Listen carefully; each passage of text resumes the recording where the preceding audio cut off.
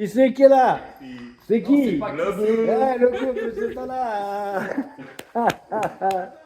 Ça fait longtemps, Ouais, ça me ravi de va. te voir. Comment vas-tu? Ça va bien.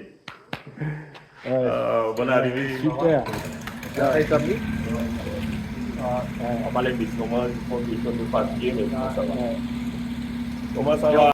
Et voilà, on est arrivé enfin à Bouna après 2 jours de route d'Abidjan. Et là, on va remettre en route les appareils. On va Oui. commencer par une grosse révision. Oui, à 100 heures. Ouais. À 100 heures pour la Tango uniforme du matin, Alpha. Ouais. Et C'est puis ça. Xavier, qu'est-ce qu'on va faire? Toi, tu vas faire d'autres, donc point de vue calibrage. Moi, je vais me charger du calibrage au sol des nacelles photographiques dans lesquelles il y aura les appareils photo pour les inventaires aériens de faune qu'on va faire. Donc, inventaire aérien hippopotame sur fleuve Comoé, inventaire aérien grande faune terrestre sur Transect et inventaire aérien des sites d'orpaillage. Eh ben, on a du boulot sur la planche, hein. Il y a du boulot. Voilà. Oui. Bon, ben écoute, allons-y, c'est parti. C'est parti. Xavier Ving, Conservation from the Sky, avec Dandous ici, pilote ULM Parc National de la Comoé. Donc avec cet ULM Bathawk, on est en train de valider un protocole révolutionnaire pour faire un inventaire aérien photographique d'hippopotames sur le fleuve Comoé du Parc National de la Comoé. Pour cela, on utilise cette plateforme sur laquelle on attache notre appareil photo qui est à l'intérieur d'une nacelle photographique, nacelle reliée à la plateforme qu'on trouve ici par un système de rotule ram mount. L'enjeu ici, c'est qu'on va orienter l'appareil photo dans la direction et le sens du vol. On va incliner l'appareil photo de 50 degrés, on va voler à 180 mètres au-dessus du niveau du fleuve, avec un intervalle de prise de vue d'1 seconde, de manière à pouvoir couvrir largement plus que la largeur du fleuve, et on aura à peu près 15 photos par troupeau d'hippopotames de manière successive. Alors comment est-ce que Kissy et Logun, les pilotes, vont suivre le fleuve et s'assurer qu'ils voient toute la largeur du fleuve? On a un deuxième montage identique de l'autre côté, qui lui ne sert pas à prendre les photos, mais à avoir un retour vidéo sur lequel le pilote en volant peut s'assurer que sur chaque photo, on va avoir toute la largeur du fleuve.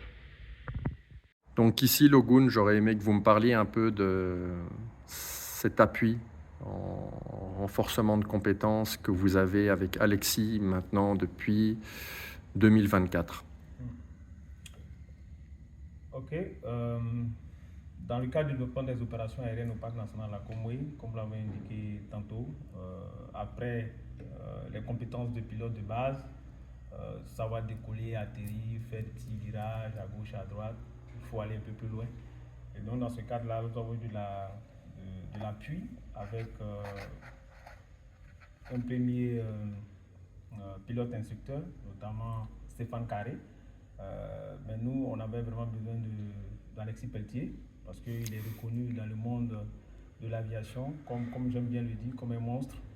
Et donc là-dessus, nous avons évolué avec les techniques d'inventaire aérien, commencer déjà par suivre des rivières, des lits, pour pouvoir aller un peu plus de l'avant.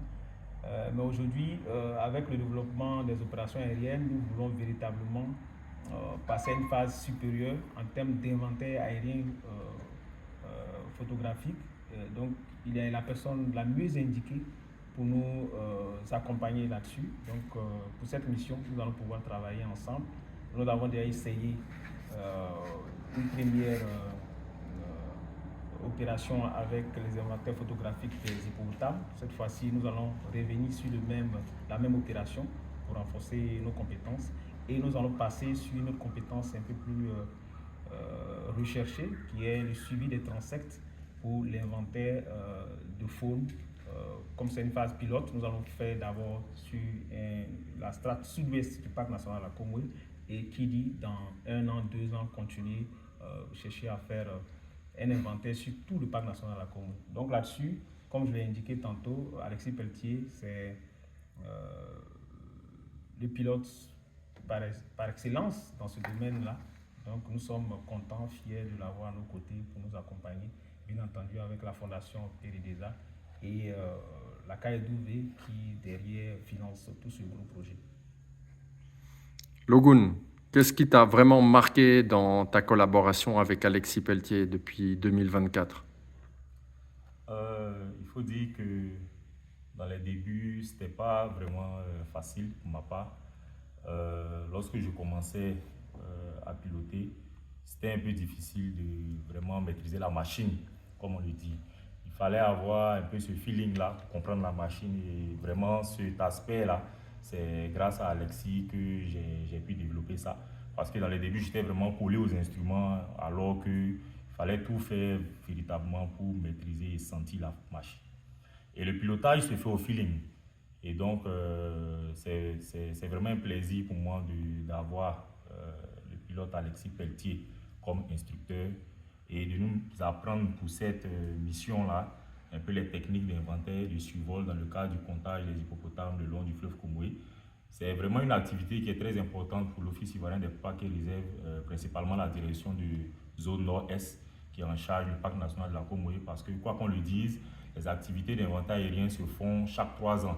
Et nous, notre objectif, c'est de vraiment disposer de données actualisées, notamment des données annuelles sur nos différents sites de conservation. Et avec cette activité d'inventaire que nous allons démarrer, cela va nous permettre de maîtriser les techniques, de pilotage pour pouvoir implémenter cette activité-là chaque année et disposer de données vraiment actualisées sur les informations des sites de conservation du parc national de la Comoé. C'est bien, pardon. Oui, moi, ça fait depuis 2016 que que je viens régulièrement à la Comoé. Et on a commencé avec feu Philippe Boucher, qui n'est plus avec nous de nos jours. Et le fait de pouvoir faire ces exercices qui sont quand même périlleux et qui n'ont aucune marge de sécurité, tout ce qui est interdit à faire, c'est ce qu'on doit faire. Et donc le faire de façon le plus sûre possible et leur apprendre à rester vivant. Voilà. Ouais. Faut peut-être couper le truc et recommencer.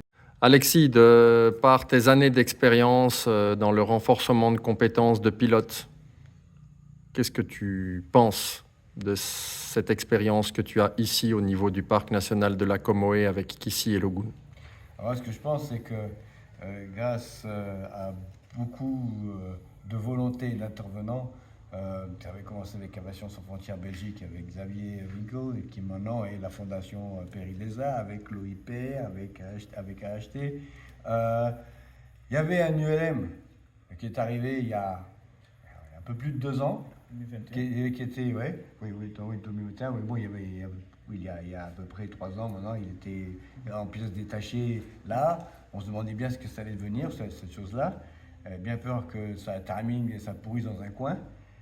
Et bien, ce qui est assez extraordinaire avec toutes ces volontés extérieures, cet appareil, il est là, il a un petit frère derrière, il y a 2 pilotes formés et qui ont aujourd'hui la capacité de faire du suivi écologique en plus que de faire des patrouilles.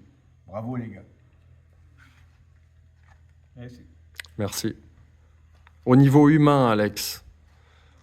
Au niveau humain, alors on est tous des frères, on est des pilotes. On est des pilotes, ouais. C'est ça. Et quand on a cette volonté de voler, de risquer sa vie, parce que c'est quand même un métier à risque, de risquer sa vie pour des missions environnementales ainsi, au niveau humain, il y a un peu plus que niveau humain. Il y a le niveau d'aimer vivre et d'aimer transmettre à la vie. Parce que l'environnement, c'est la prévention de l'humanitaire. Un bon environnement, il n'y a pas besoin d'humanitaire. Et c'est ça que personne ne comprend. Bravo les gars.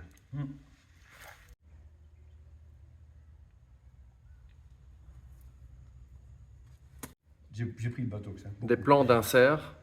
Oui, mais là, j'ai déjà pris avec le bateau que ça. Beaucoup plus long. Mais c'est bon.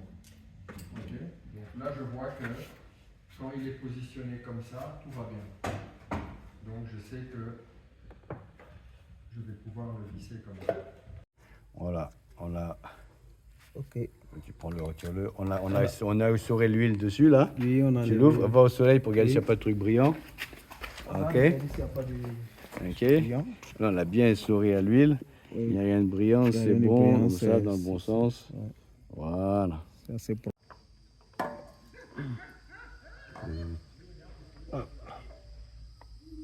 Tu le maintiens. C'est bien propre, c'est bien. Du coup, on n'a plus tendance à le tourner lorsqu'on guide comme ça à chaud.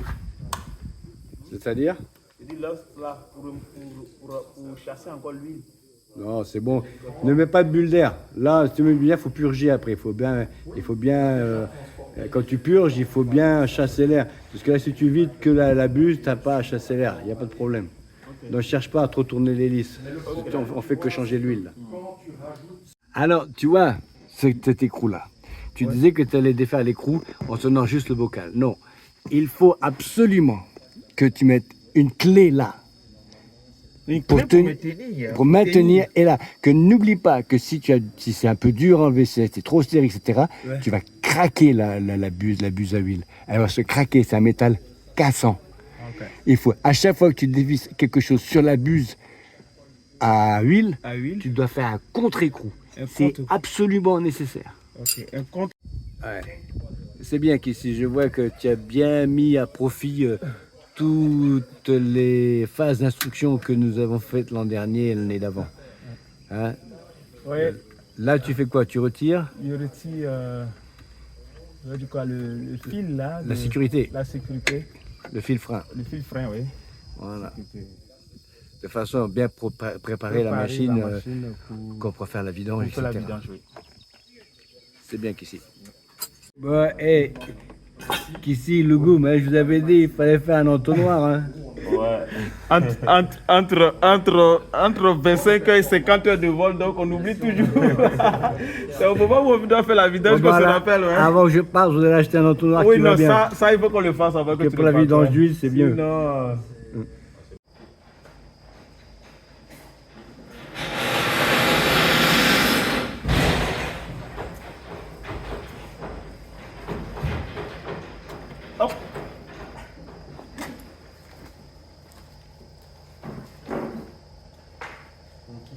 Vas-y.